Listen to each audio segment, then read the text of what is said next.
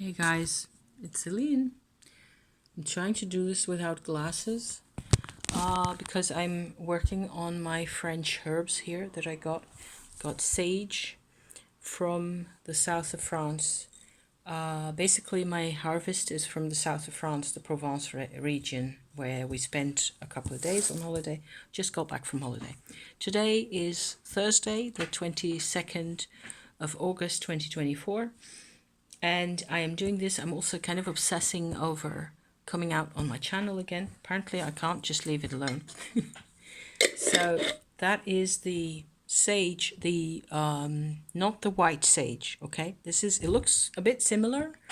The leaves are a bit smaller on this, although you have small leaves on white sage as well. It's less white than white sage. And it is the type of sage that you can use. It's a sort of, it's very good for blood and medicinal, inside. So you can use it in teas to strengthen female organs, certainly. And so, digestive, just like most of these that I got here, have to do with digestion. I have a bunch of a herb here, which I don't even think I know the English name for.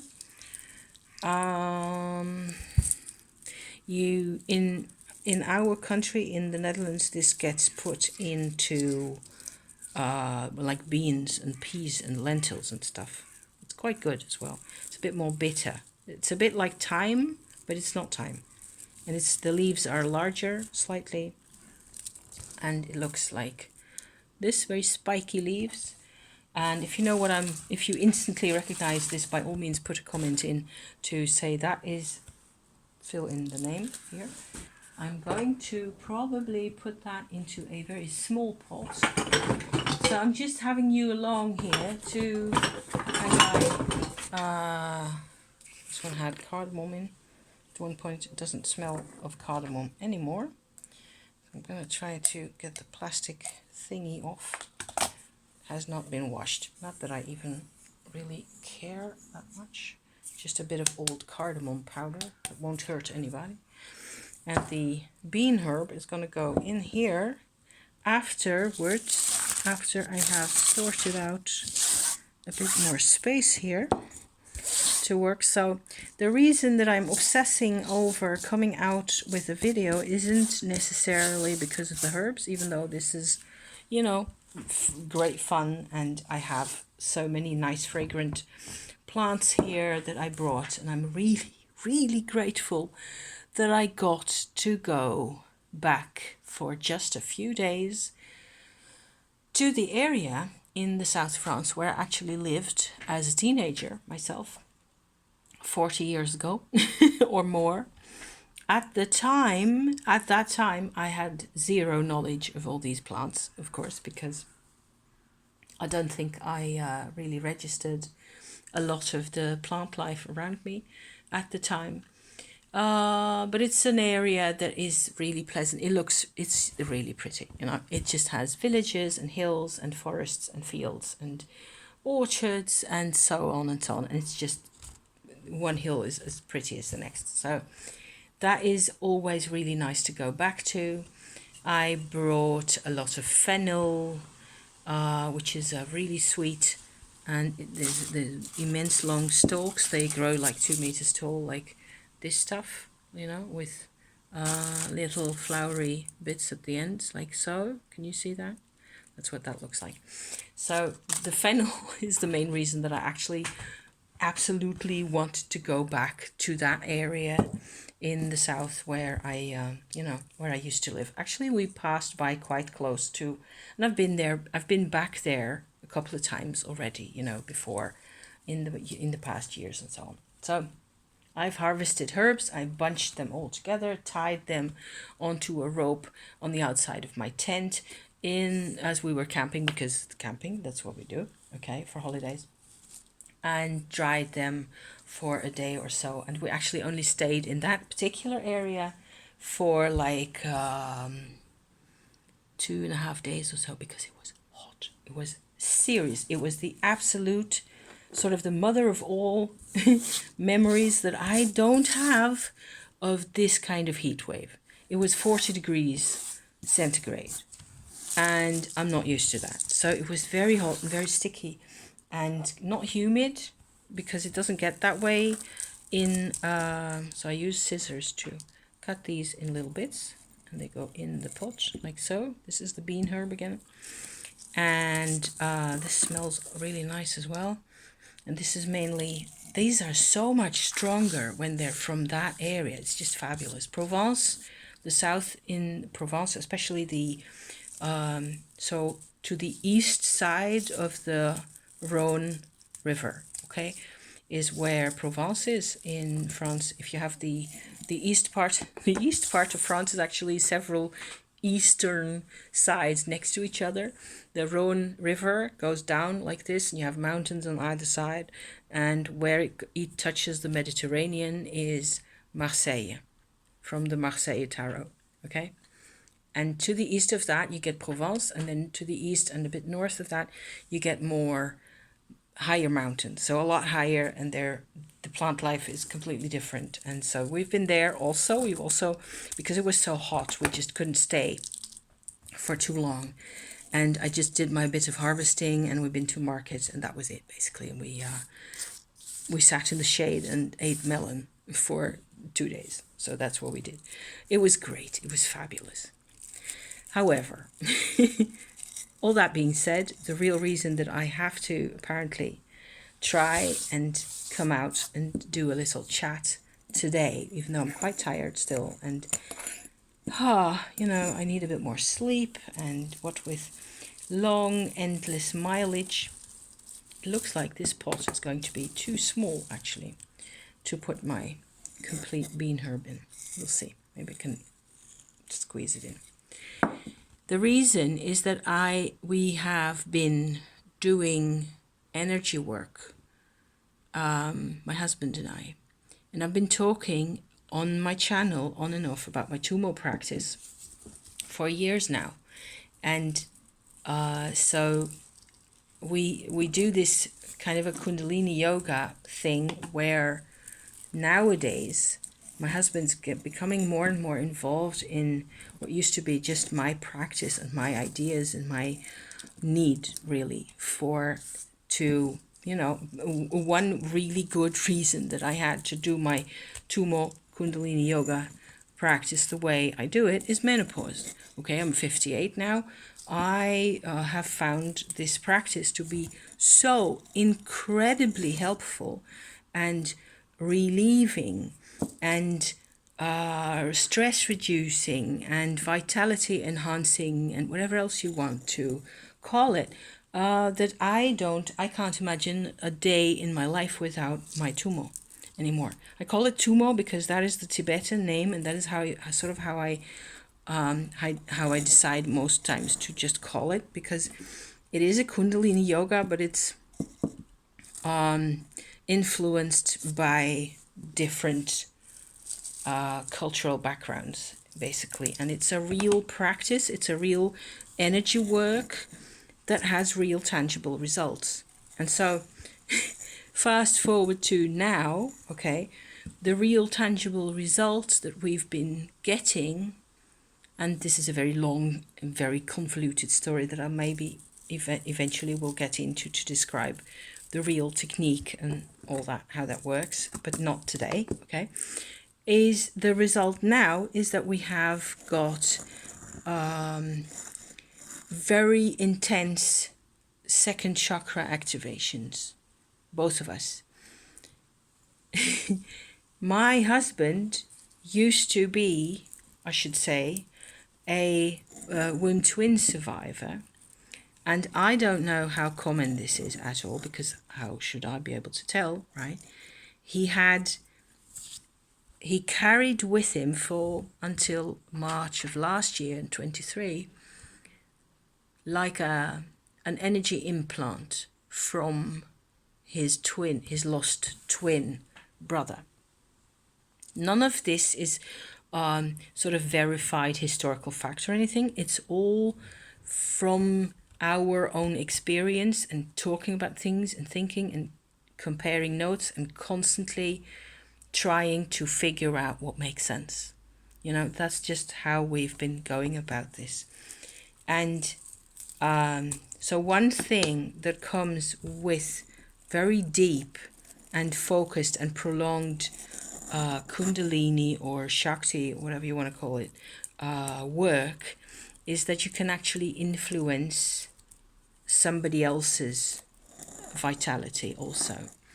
So it has been something we've done together, obviously, but it has also been my personal intention to remove, first of all, in last year, remove this crystal child, as we keep calling this implant, this legacy of his lost twin brother. And then I thought we were done, of course, because I always think that I'm done. Like when I've done something fairly major in my life, and or you know, to make a difference, and I see that it actually worked and that something is actually improving and changing and so on, then I think, hallelujah, I am done. I can go have a coffee now. Not really. So part of this is, you know, there's lots of parts to this whole story, and some of it is very much more personal or much more complex and emotional, and there's a couple of sort of psychotherapeutic sides to the whole thing, where you, if you do this practice, you are sort of, you're bound to need all sorts of, you need to keep track of things, you need to, more or less, I think, in our culture, that is Northwest Europe in my case, and any Western kind of culture, I think you will need to keep track of what is happening to you, and you will need to journal, and you will need to be able to manage. It's rather a job. And if I had known beforehand that this was going to be this much work, I don't think that I would have been as passionate as I am, though, because it also gives me a lot of strength. Like I said, it's great for anything related to menopause, and I can't imagine being without my practice nowadays. So all the other healing components are kind of bonuses on top of that. And I'm doing more fennel now, as you may be able to see. This smells so good. I wish I could share the smell of the fennel there, because you could do worse in life. But this pot is full, and I still got quite a bit more fennel, so I'm going to have to grab a different pot. Always save a couple of pots. This is a nice one for the rest, I think. Nice pots, see? This is, what is this? Probably a Polish honey pot or something. I keep those. So, second chakra activations are scary. I mean, also we were exhausted. We were driving, okay? We have been a bit stupid where we drove from the last camp place where we stayed for 5 nights, which was in the Alps. Okay, I also harvested a couple of things over there. Not that big a deal. Not nearly as big a deal as this whole thing here. From there, it's getting over the mountains like maybe 200 kilometers and a bit, you know, so like 100 miles. It's not even that big of a deal normally, but driving in mountains takes double the time, and it's tiring. So we didn't find that it took us 3.5 days to get from there back home, and we were completely and utterly knackered by the time we got here. And you sit in your car seats the whole time, and you're not having enough to drink, you're not moving enough really, except, you know, horizontally in a straight line, sort of. So we didn't really do a lot of highways. We went visiting all through our holiday in different parts of France. We've been visiting, you know, shrines and Mary shrines and old churches and places like that have really special, you know, Black Madonnas and things like that. It's just really nice parts too. And it's something we share. My husband and I really share in this, you know, this kind of desire. It's like a comforting kind of a surrounding. We're not Catholics even. And so you're not probably supposed to be this passionate about, but it's the mother. What can you say? So that was really good. And all in all, I feel like I'm completely rambling off my point again because it's, you know, touristy things and eating ice cream and just the regular. But I don't think I can do a lot more than I have done so far to describe the intensity of when somebody who's really close to you, this is really personal, right? It's like I'm being faced with how intense our relationship really is between my husband and I. And I was aware of some of that, but not to this extent. And I wonder what's going on. I wonder. I've been journaling a bit, and that helps, of course, because journaling, duh. And I've been spinning. You know, I've been keeping my my spindles that I showed earlier this year. I've been I brought some of my spindles and a fairly simple set of wools to work with. This is the sticky bits of the fennel. They'll really stick like, not sticky, stick like, that I'm cutting at the minute. So I'm surprised. My whole relationship sounds and feels different, and it's kind of scary. And I've been married to him for 37 years. 37 years. Okay, that's a long time. And it's changing, like dramatically, because of something I did.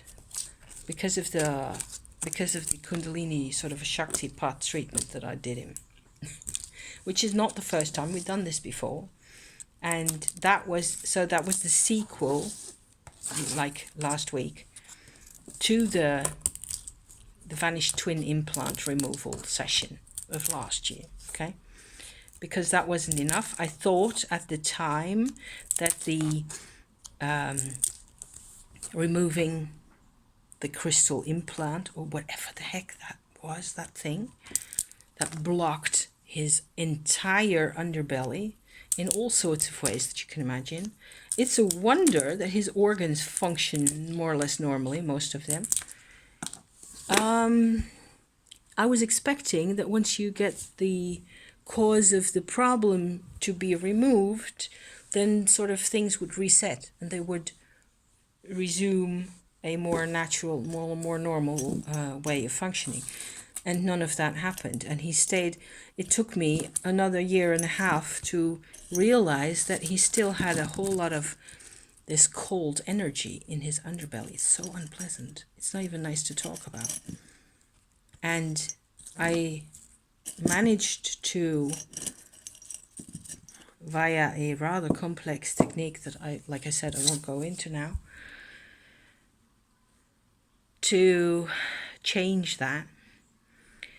And he's been coughing quite a bit, and he's detoxing, and he's had visible results. You know, he's had fever for 2 nights in a row for not a lot, not like a big deal, or not like scary fever, just very unusual. You know, there's been results of what I did. I am not imagining this shit. I am not making this up. It's real. It was real. So I more and more as time goes by, this is one thing I've wanted to say to the internet for whatever good it does. More and more as time goes by, I feel like everything in my life of this type of nature, you know, it makes sense, and it's like it's predestined somehow, even though I don't really like the word. It's like I have been on this path for a very, very, very long time of these kinds of this Kundalini yoga stuff, this whole, And with my mom living in the south of France where this stuff comes from, right? And not feeling like I could share with her very much except what I did share. I mean, we did share some things, but there was a lot that was not shared between my mom and I, or between her and her father. And those people, man, there was just so much loss and pain. These people were so badly traumatized, and I don't want to talk about trauma like 24/7. I don't do it. It's just, enough is enough at one point. But in this, the the sweetness of the fennel it has a bitter memory to it, always. There's a slight bitterness. And maybe that's why I feel like everything comes together and makes sense more and more. And like there's a kind of a sense of predestination. It's a big word, and it's not even really the right word, and I don't know how else to call it. I've been on this path for a reason, because chaos and randomness in life cannot explain what how,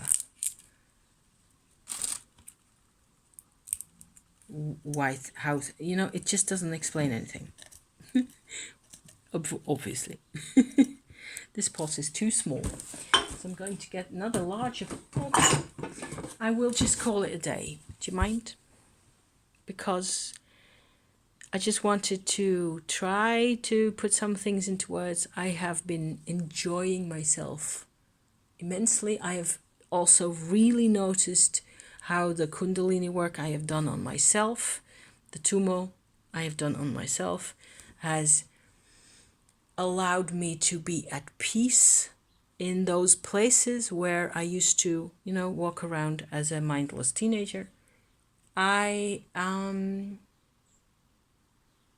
grown so much since then, and it's been hard work, and it's not easy to grow out from under trauma. And a lot of the things I've been burdened with when I was a kid, I didn't necessarily see them or experience them as my own trauma. It's different when they take it out on you the whole time.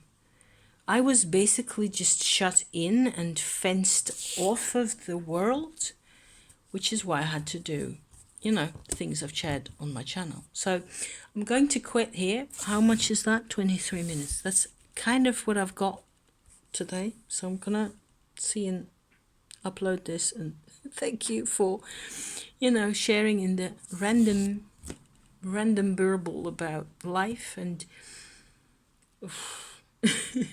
back to bed. Now the sun's shining. I think I'm gonna have another cup of tea or something, and I wish you all the best. Thank you very much for watching, if you have, and if you lasted all this time, obviously. And herbs and food and water and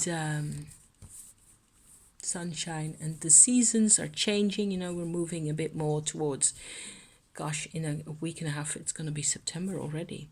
So yeah, what a summer. Second chakra activations are out of nowhere. I mean, what the heck? I'm like, oh, what have I done? What have I done? But it's okay. I mean, he's off to the office. He's working. I think he's fine. So we haven't gone to pieces. So I should be okay, really. Don't you think? I don't know what I'm doing. I don't have a mentor or a guru or anybody teaching me this stuff or any. I just have to make this up as I move along. So hence there's got to be a path in here somewhere. Thank you again. See you, whenever. Next week, hopefully, I'll be back out. Thank you, dears. See you then. Bye-bye.